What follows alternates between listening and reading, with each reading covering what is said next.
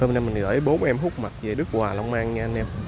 Hút mặt Đà Lạt đuôi dài nè, hút mặt đuôi trẻ và 2 con họng đen nha, họng đen truyền. Chim bên mình là từ 2 tháng lòng ăn cá hạt cứng và đã hót nha. Chim tại Châu Đốc An Giang có ship. Anh em có nhu cầu mua chim liên hệ với mình ở số Zalo trên màn hình hoặc là điện thoại trực tiếp cho mình nha. Mình cảm ơn anh em đã xem.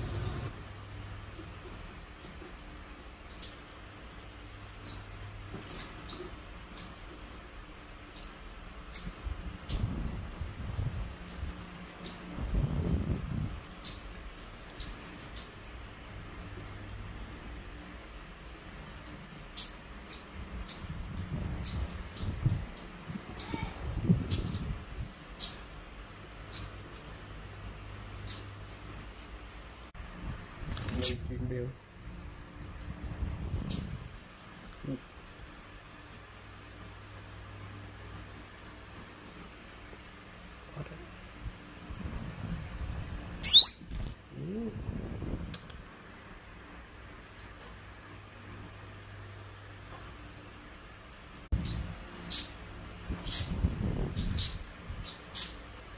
họng đen truyền.